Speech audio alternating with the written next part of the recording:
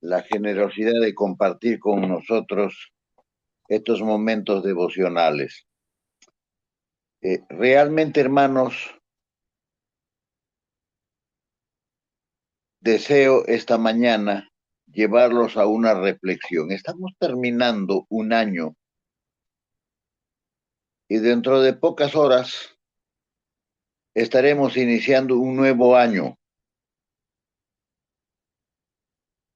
Y voy a suplicar a mi iglesia, a nuestra iglesia, a nuestros hermanos, que por este medio vamos a participar de esta reflexión, a hacer del año nuevo no un festín, no una celebración. Me gustaría mucho hacer lo que Elena de White decía en uno de sus escritos, que este año nuevo sea oportuno el momento de hacer una evaluación, un examen de cómo hemos vivido el año que está terminando. Hacer un examen de todas nuestras cosas buenas y malas que hayamos vivido o hecho durante este año que está pasando. Y entonces tomar resoluciones, votos, compromisos para que el año siguiente no volvamos a cometer los mismos errores que cometimos el año que está terminando y proponernos fortalecer aún más las cosas buenas que hicimos el año que termina. Ojalá, mis hermanos, que sea una oportunidad de un examen personal, no de otros. Generalmente estamos muy habituados a examinar a otros, mirar a otros. Ese hermano este año no hizo esto, debió haber hecho de esta manera, no vivió muy bien y comenzamos a examinar a otros. No, un examen de cada uno nosotros mismos, mirarnos hacia nuestro interior, hacia nuestra propia historia. Y una vez evaluado nuestra propia historia, poner en la balanza qué es lo que hicimos más, cosas buenas o cosas malas. Sin duda, si somos sinceros, si somos reales, vamos a encontrar que más cosas malas hicimos que buenas. Y entonces ponerlos en las manos de Dios para que Él ayude, cambie nuestro destino, nuestra manera de vivir. Voy a llevarlos a una historia bíblica del Antiguo Testamento, el Éxodo. Y justo vamos a abrir nuestras Biblias, hermanos, en el libro de Éxodo y vamos a concentrar tal vez nuestra mirada solamente en algunos versículos del capítulo 33. Pero antes de ello necesitamos hacer un poco de ubicación histórica. El pueblo de Israel había salido de Egipto con mano poderosa, Dios los había sacado a través del liderazgo de Moisés. Habían pasado por circunstancias bastante adversas en el camino, en la trayectoria, pero Dios se manifestó siempre poderosa y tiernamente protegiendo al pueblo, aún de los enemigos naturales o de los enemigos humanos. Cada circunstancia difícil, allí estaba Dios a través de Moisés solucionando sus situaciones, sus problemas. hermanos, habían llegado al monte Sinaí. Allí habían acampado. Y allí en el monte Sinaí, después de una trayectoria de trabajo, de esfuerzo, de, de sufrimiento tal vez también, porque hubieron momentos difíciles, no había que comer, no había agua y cosas por el estilo, el enemigo se les avecinaba, todas esas cosas les sucedió, pero Dios manifestó su amor, su gracia, su misericordia por ese pueblo que Él se había propuesto rescatarlos de la esclavitud y llevarlos a una tierra que fluye leche y miel, a una tierra de bendición. Pero ahora habían llegado, hermanos, al monte Sinaí y allí acamparon. Y allí el Señor determinó darles el mandamiento o los mandamientos, el código de amor, ese código de amor eterno. Para ello les había pedido que se prepararan, les había hablado a través de Moisés y el pueblo estaba dispuesto a hacer todo lo que Dios mandase. Había una determinación tal, pero no habían considerado que ellos eran débiles, que ellos no tenían la fortaleza, ellos no tenían el ímpetu para poder enfrentar las dificultades solos. Esas dificultades que iban a presentarse ante semejante determinación, ante la elección de servirle al Señor a todo lo que Él dijere u ordenare. Pero mis hermanos, la promesa estaba hecha. Y la historia bíblica dice que allí quedaron y Moisés, Josué y algunos más subieron al monte hasta cierta parte. Y luego, hermanos, solamente Moisés se encontró en la cima del monte con Dios. Allí Dios le entregó 2 tablas de piedra donde estaban escritas la ley, los 10 mandamientos. Había demorado muchos días, pero allí abajo, en las faldas del monte Sinaí, el pueblo estaba angustiado, preocupado. Pensaron de que era un día, 2 días y regresaba Moisés, pero pasaron los días. Pasó 10 días, 20 días, 30 días y no venía.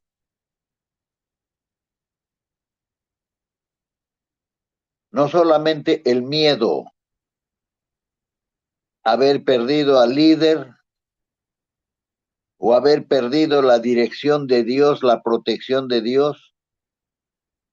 Y eso es triste, hermanos, cuando se tiene miedo, cuando nuestra vida va a depender del miedo antes que de un razonamiento, de pensar, de hacer una evaluación y saber que Dios no nos falló en los momentos más difíciles.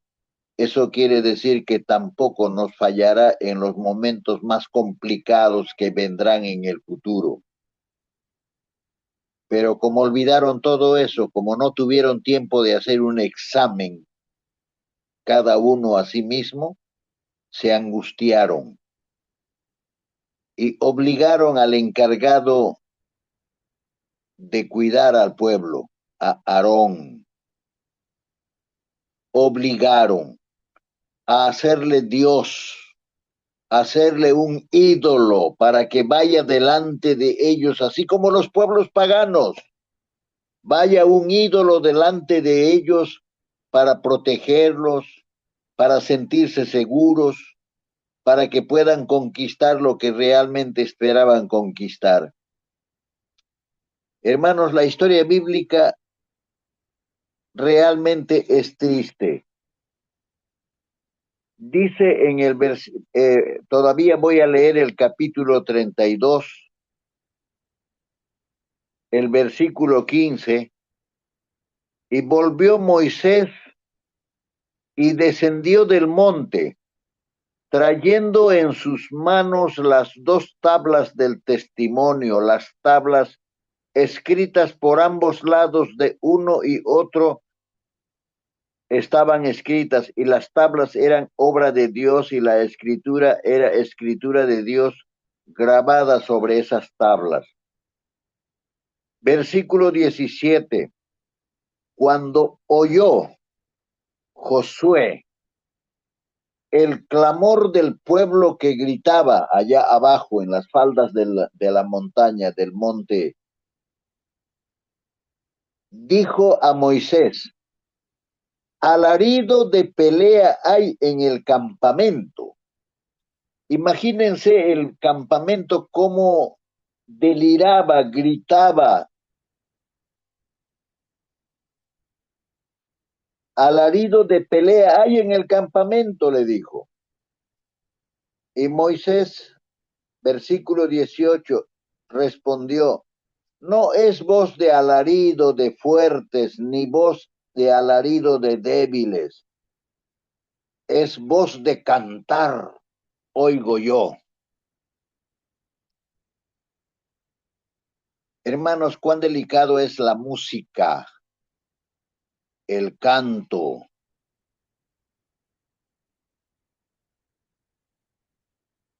¿Cómo debiera ser el canto de adoración?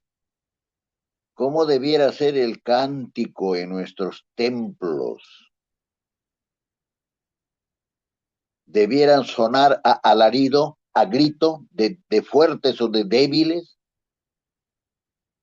Josué dijo: no, es alarido.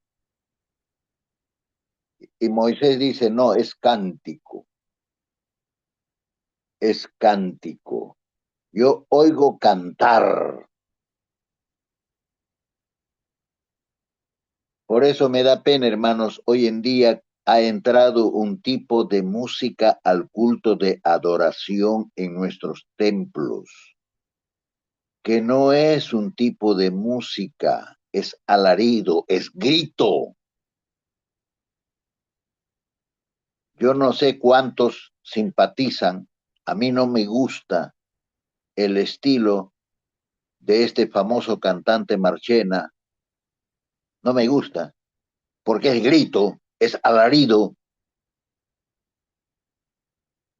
Pero hermanos, el diablo es astuto, a través de ello hace que diluya, que desaparezca el verdadero espíritu de adoración, de reconocimiento de Dios. Moisés estaba descendiendo con las tablas de la ley escritas por el dedo de Dios, pero allí abajo había alarido, había grito. Y a veces me da pena, nuestros templos me dan mucha pena. Unos que otros templos son templos grandes de 500 personas, de repente de 1000 personas, son grandes. Y eso que en los tiempos de Elena de Huay los templos grandes tenían 3000 personas. 3000 personas en un templo sentados. Pero hoy día la mayoría de templos no tienen más que 100, muchos menos de 100. Y hay iglesias que tienen 30 miembros, 15 miembros, 10 miembros, y los veo con semejantes equipos de sonido, con micrófonos, con mezcladoras de sonidos. Una millonada de plata han gastado allí para cantar, para predicar a 30 hermanos, a 100 hermanos. Yo cuando tengo una iglesia que tiene 200 miembros, yo les digo: apáguenme por favor los micrófonos. Hermanos, estamos convirtiéndonos en flojos, estamos no queriendo usar el pulmón ni el diafragma, todo es aparatos. Es una pena. Y cuando tienen que cantar en un templo de 100 miembros con micrófono, con semejantes parlantes, hermanos, Qué dañino es para el oído de algunas personas que no estamos acostumbrados a escuchar música a alto volumen. Cómo hiere, cómo fastidia. Entonces con el fastidio ya no tenemos la disposición de adoración, ya no tenemos la disposición de recogimiento espiritual. El diablo ha entrado tan rápido en la iglesia a través del cambio de estilo de alabanza, de estilo de música. Y bueno, la historia bíblica continúa diciendo, y aconteció que cuando él llegó al campamento y vio el becerro y las danzas, ardió de ira Moisés, arrojó las tablas de sus manos y las quebró al pie del monte Sinaí. Y tomó el becerro que había hecho, lo quemó en el fuego, lo molió hasta reducirlo en polvo, y la historia continúa, mis hermanos. El pueblo había pecado, había querido olvidar de ese Dios que los había sacado milagrosamente, con misericordia, con protección, con mucho amor, supliendo sus necesidades, a través de ello enseñándoles a confiar más en Él. Pero en 40 días que el líder encargado por Dios se ausentó, comenzaron a hacer un Dios de oro, un becerro.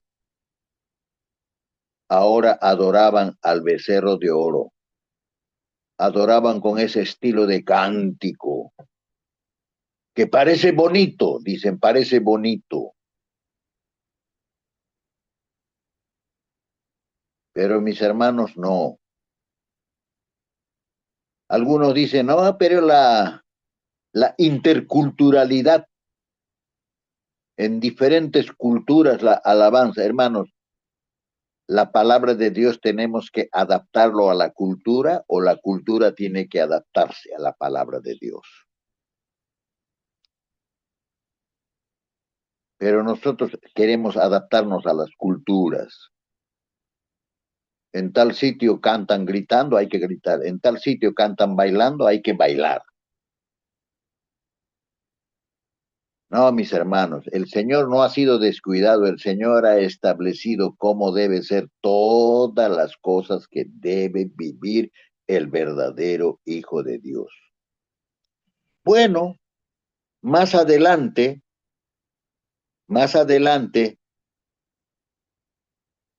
el Señor decide, pues, finalmente matar a todo el pueblo y que solamente quedara Moisés y de Moisés iba a ser una gran descendencia, un nuevo pueblo.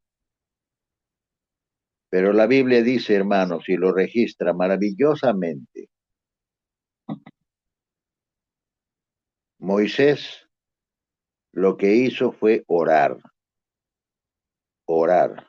Cayó de rodillas, le suplicó a Dios, le pidió que perdonara el pecado de su pueblo. Versículo 30 dijo, y aconteció que al día siguiente dijo Moisés al pueblo, vosotros habéis cometido un gran pecado, pero yo subiré ahora a Jehová, quizá aplaque acerca de vuestros pecados. Entonces volvió Moisés a Jehová y le dijo, te ruego, Señor, mi pueblo ha cometido un gran pecado, porque hicieron Dios de oro, pero perdónalos ahora su pecado. Pero si tú no quieres perdonar, versículo 32 estamos. Pero si no, Señor, ráeme. Bórrame ahora del libro que está escrito mi nombre. Bórrame a mí también. Qué liderazgo, hermanos.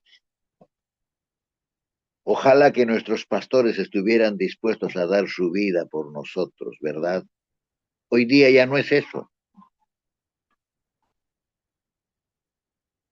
Están dispuestos a dar su vida por los programas que la asociación, que la misión, que la unión, que la organización establece, pero dar la vida por los miembros de iglesia, hermano. Ya nadie está dispuesto.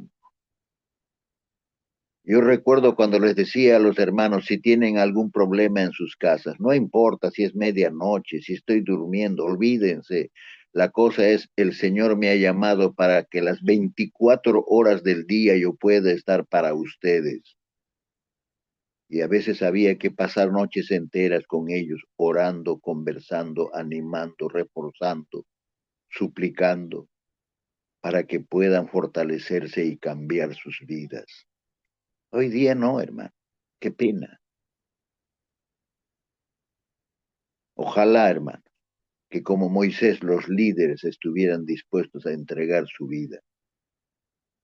Los líderes de iglesia local, ancianos, dirigentes de ministerios, están dando su vida por los programas, no por las almas. Jesús no vino por los programas de la iglesia. No vino para rescatar los programas de la iglesia, vino para rescatar al ser humano del pecado. Bueno, vamos rápidamente ahora sí al texto que nos interesa.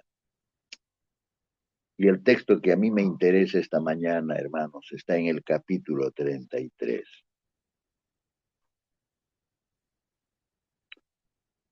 Y vamos a leer desde el versículo 13. Dios le había dicho reiteradas veces en ese capítulo que él lo quería mucho, que lo conocía, por eso que hablaba cara a cara con Moisés. Y en el versículo 13 dice, ahora pues, si yo he hallado gracia en tus ojos, Señor, te ruego que me muestres ahora tu camino para que te conozca y halle gracia en tus ojos. Y mira que esta gente es pueblo tuyo. Suplica por ese pueblo pecador. Y él, el Señor, le dijo, mi presencia irá contigo y te daré descanso, te ayudaré. Pero Moisés no estaba satisfecho y vuelve a decirle en el versículo 15, y Moisés le dijo, si tu presencia no ha de ir conmigo, no me saques de aquí. Si tu presencia no ha de ir conmigo, déjame aquí. Déjame morir con el pueblo. Queridos hermanos, en la pandemia, en la pandemia, había un pastor al que yo le seguía y le admiré mucho en esos momentos de la pandemia. De repente ustedes lo conocen, al pastor Arnaldo Cruz. Él es de República Dominicana, trabaja, vive en Miami, trabaja en el sur de Estados Unidos, su ministerio familiar en especial, orientando a las familias. Y bueno, los templos en ese tiempo, no estoy hablando de las iglesias. Hermanos, en la pandemia las iglesias no estuvieron cerradas, la iglesia no, los templos estuvieron cerrados, los gobiernos prohibieron reuniones masivas, los templos estuvieron cerrados, pero las iglesias funcionaban en los hogares, casa por casa, hermanos, ahí funcionaban las iglesias, dispersas, pero funcionaba la iglesia, estaba la iglesia, los templos eran los que estaban cerrados. Y en uno de sus mensajes, el pastor Arnaldo Cruz decía, ojalá que no se abran, estoy orando para que los templos no se abran. Y él explicaba y decía, yo no quiero y voy a seguir orando para que no se abran los templos si es que nada ha cambiado en nuestras vidas. Pero si el encierro de los templos ha servido para hacer un examen de nuestras vidas y hemos decidido cambiar con la ayuda del Espíritu Santo, entonces que se abran los templos. Pero si no hemos cambiado, que no se abran. Pero hermanos, se abrieron los templos y no pasó nada, la iglesia no cambió. Seguimos igual de mal y cada vez mal.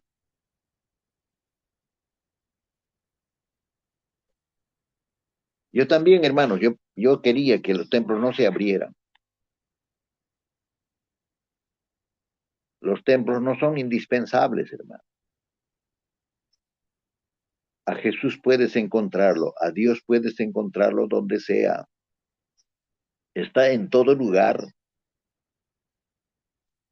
está en tu casa,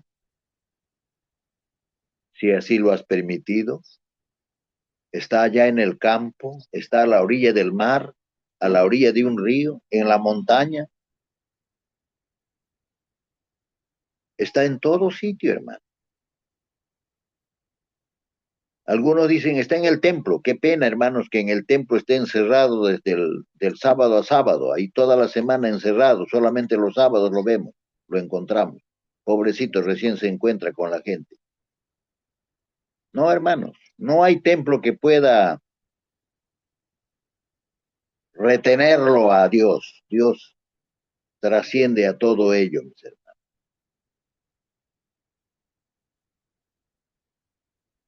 Tu presencia, si no ha de ir conmigo, no me saques de acá. No quiero continuar, prefiero descansar, prefiero morir. Hermanos, ¿qué resolución vamos a tomar este año nuevo? Caminar más estrechamente vinculado con Dios, más estrechamente de la mano con Él, o vamos a seguir caminando nuestra vida cristiana solo, sin rumbo, a lo que otros líderes enseñen. Y la Biblia hemos dejado de leerla, hermanos. Estos días anduve en algunos hogares conversando, hogares adventistas y no adventistas. Y qué pena da, hermanos, que hogares no adventistas hace mucho tiempo que no leen su Biblia. Y hogares adventistas teniendo su Biblia en su casa tampoco la leen. Hay muchas historias elementales de la Biblia no conocen. Los hermanos adventistas no conocen la historia de Saqueo, por ejemplo, una historia tan elemental de los evangelios. No conocen. Menos la aplicación de esa historia. Así estamos viviendo. Qué pena, mis hermanos. Teniendo todavía la libertad de poder poseer la Biblia, estudiar cada uno, escudriñarla y, hermanos, alimentarnos de la palabra de Dios, guiar nuestras vidas a través del consejo de la palabra de Dios. Queridos hermanos, estamos distanciándonos demasiado de los principios bíblicos, más estamos haciéndole caso a lo que los seres humanos enseñan. El pastor tal, el doctor tal, el magister tal. No, mis hermanos, cada uno podemos leer la Biblia. A mí me gusta lo que Elena de White dice. El mismo Espíritu Santo que inspiró a los santos hombres de Dios para escribir la Biblia, es el mismo Espíritu Santo que está dispuesto a iluminar nuestras mentes cuando queremos entender la palabra de Dios.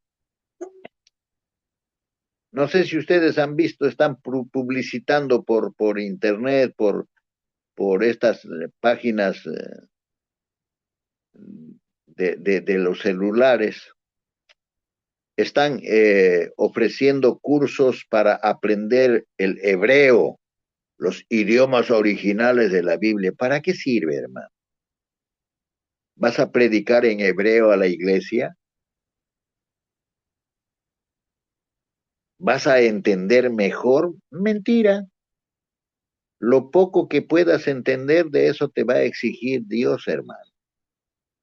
No es del hebreo. El hebreo ya no existe, es un idioma muerto hace muchos cientos de años. Es un idioma muerto.